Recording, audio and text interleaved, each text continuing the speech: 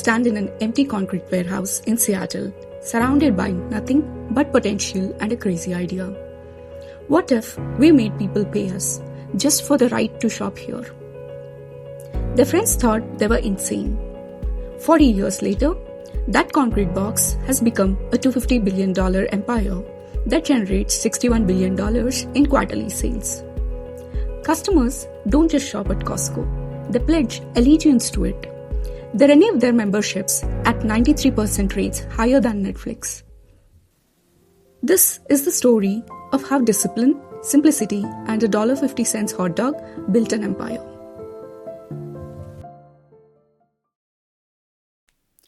Jim Sinegal, who is co-founder of Costco, had worked at Price Club, the original warehouse store, and he had seen something others missed. Sol Price had cracked the membership code, but Sinegal saw something bigger. What if you could create a place so valuable that people would fight to get in? Jeff Brotman, the other co-founder, brought the money and the business sense. But Sinegal brought something more dangerous: obsession. An obsession with prices so low they bordered on the impossible. An obsession with treating employees so well that competitors called it financial suicide. An obsession with a business model that seemed to violate every rule of retail. On September 15, 1983, Costco opened its first doors in Seattle. No grand opening, no celebrity ribbon cutting, just a concrete box filled with bulk everything and a revolutionary promise. The promise was, pay us $25 a year and we will save you so much money it will make your head spin. But road was not simple. The early days were brutal. Customers wandered the aisles confused. Where were the brands they knew? Why was everything so big? But something magical started happening. Word spread, not through advertising. Costco spent exactly $0 on advertisements. It spread through something more powerful, its members. The secret sauce behind this success, you ask? Sinegal understood that nobody else did. He understood that if you flip the script on retail, everything changes. Traditional stores make money by making up products, but Costco would make money before customers even bought anything. The membership model. The fees wasn't just revenue, it was psychology. When you pay to shop somewhere, you are invested. You will drive farther, you will buy more, you will forgive the occasional out of stock because you are part of something special.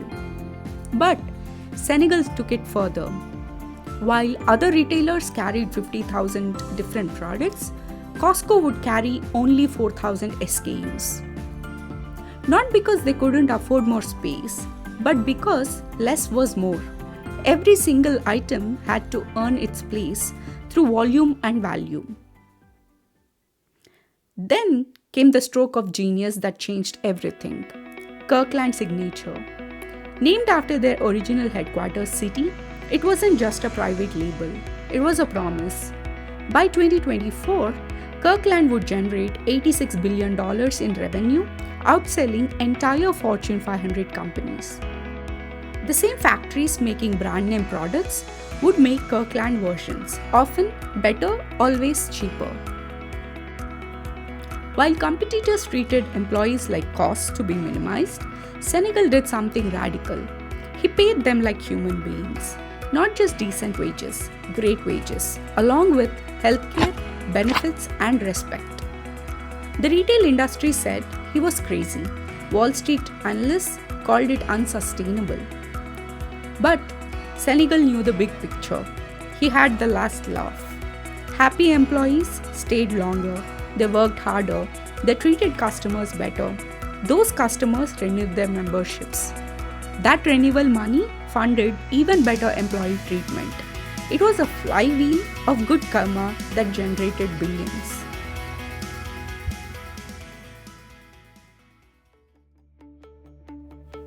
By 2024, Costco had planted 871 concrete flags across 14 countries. But this wasn't McDonald's-style copy-paste expansion. Each market taught them something new. In Japan, they learned that even bulk buyers wanted smaller bulk. In Korea, they discovered that premium imports could drive membership better than low prices alone. In Mexico, they balanced American-style bulk with local tastes and economic realities. Real estate constraints represent Costco's biggest growth limitation. The warehouse model requires large footprints near highway access, real estate that's increasingly scarce and expensive in major metropolitan areas. The bulk buying culture assumption creates geographic limitations. Urban millennials and Gen Z consumers often lack storage space for bulk purchases, potentially limiting demographic expansion. The other challenge is e-commerce pressure. E-commerce pressure is real but manageable. Digital sales growth proves Costco can extend its model online. So, what's the magic behind this madness?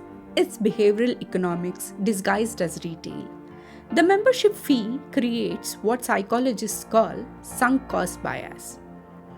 It's the psychology that you have already paid, so you will shop. The treasure hunt keeps you coming back. The bulk sizes forces you to think long term. The limited selection eliminates decision fatigue. But the real magic? It's trust. In a world where sale prices are fake and marketing lies, Costco's markup discipline became sacred. They capped profits at 8 to 15%, while competitors mark up 25 to 50%. When suppliers raise prices, Costco absorbs the cost as long as possible rather than break their promise to members. That $1.50 hot dog combo hasn't changed price since 1984. It's not just food, it's a symbol, a promise that some things remain constant in a world of endless price increases. Every entrepreneur dreams of customer loyalty. Costco didn't just achieve it, they monetized it. They turned the cost of customer acquisition into customer revenue. They made scarcity feel abundant and abundance feel scarce. The lessons are deceptively simple. 1. Make people pay to play and they'll play harder. 2.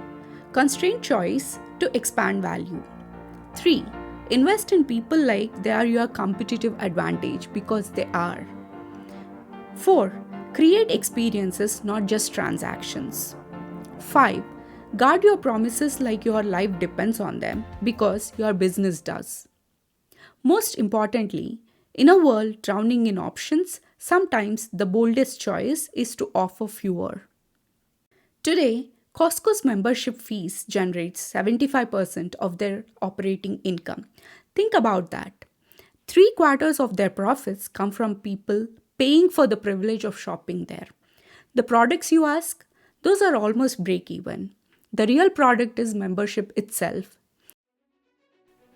No billboards, no celebrities, no Super Bowl commercials. Yet, somehow, millions of people drive past dozens of other stores to reach that concrete warehouse where they pay for the privilege of buying 36 rolls of toilet paper.